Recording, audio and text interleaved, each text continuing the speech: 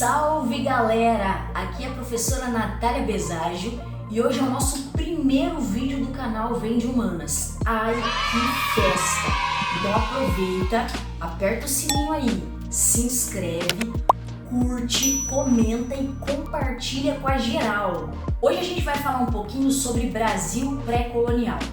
Só para você se situar na linha do tempo, esse período vai de 1500, com a chegada dos portugueses aqui no Brasil, até 1530, 1531, 1532, com a fundação das primeiras vilas do Brasil, como por exemplo a Vila de São Vicente, fundada por Martim Afonso de Souza.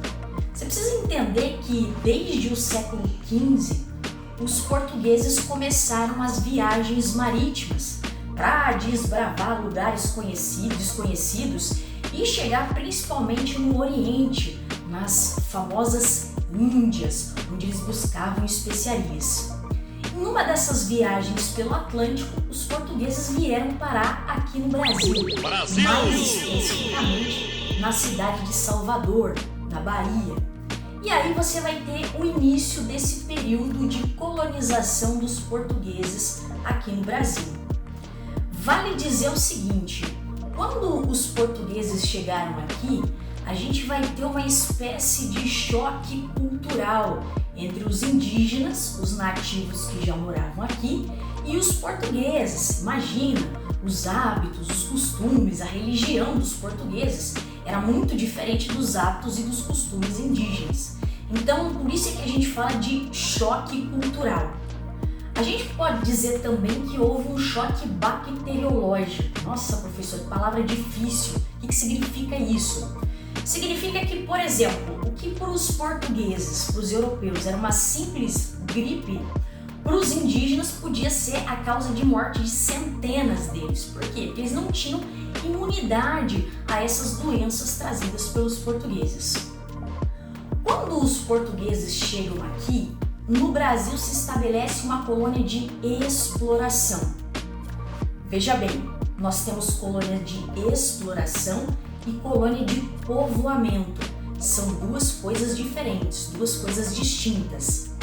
Na colônia de exploração, ninguém vem para morar, para se estabelecer, entendeu? Os caras só querem vir aqui, pegar as riquezas, explorar os recursos naturais e dar um vazar, tá? Agora, na colônia de povoamento, não.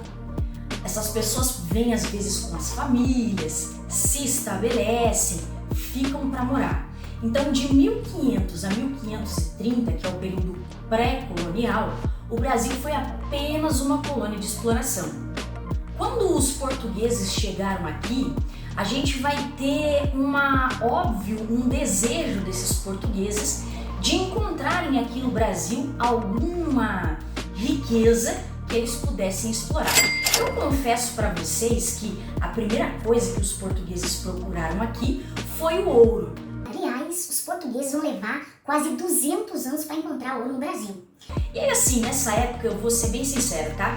Os portugueses não estavam lá ligando muito pro Brasil. Por quê?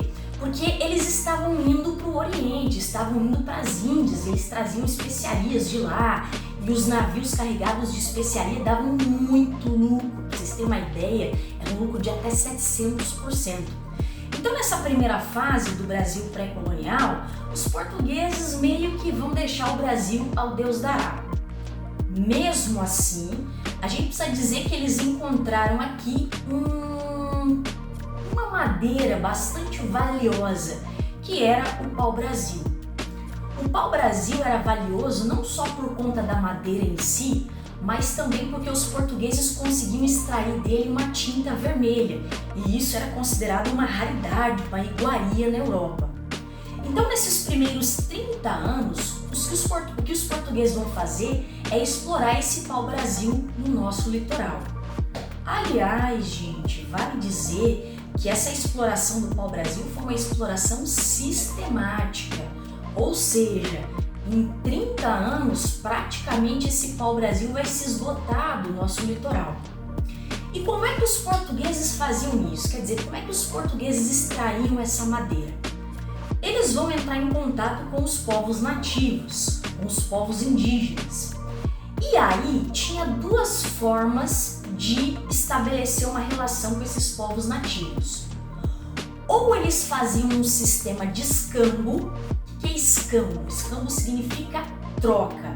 Então eles faziam com que os índios extraíssem o pau-brasil e trocavam esse pau-brasil por colares, por facas, por espelhos. Nossa, professor, os índios trocavam pau-brasil por espelhos e colares? Gente, vocês têm que entender que o índio nunca teve contato com esses materiais, com esses artefatos. Imagina, era algo novo que eles nunca tinham visto.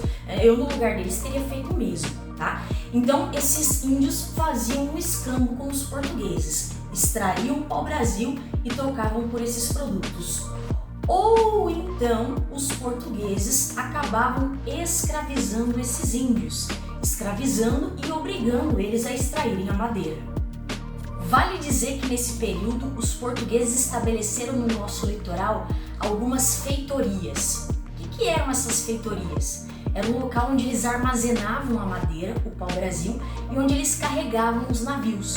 Então, ao longo do nosso litoral foram estabelecidas feitorias. Agora, gente, vamos pensar no negócio. O litoral brasileiro é imenso, é gigante. E o pior, os portugueses nesses primeiros 30 anos não vieram para morar aqui no Brasil. Imaginem vocês o que aconteceu, é isso que vocês estão pensando mesmo, tá? A gente vai ter a partir de agora a invasão de outros povos piratas no nosso litoral. Por exemplo, os franceses. É por isso que os portugueses, na verdade esse é um dos motivos, né? Que os portugueses vão deixar de fazer com que o Brasil fosse apenas uma colônia de exploração e fazer com que ela se tornasse também uma colônia de povoamento. Pô, eles tinham que colocar alguém aqui no nosso litoral, tinham que colocar pessoas morando, fundar vilas, para quê? Para conseguir expulsar esses piratas que ameaçavam o nosso litoral. Como eu tinha dito no começo da aula, a partir de 1530, os portugueses vão ter algumas iniciativas para povoar o Brasil. Então, por exemplo, a fundação das primeiras vilas, ou, por exemplo, a implantação do sistema de capitanias hereditárias, que às vezes a gente pensa que é algo inédito, que nunca tinha sido implantado em outro lugar, mas que na verdade os portugueses já tinham testado lá no continente africano. Mas as capitanias hereditárias, as primeiras vilas e o período colonial são tema para uma próxima aula. É isso, gente. Um beijo para vocês, espero que tenham gostado da aula de hoje e tchau!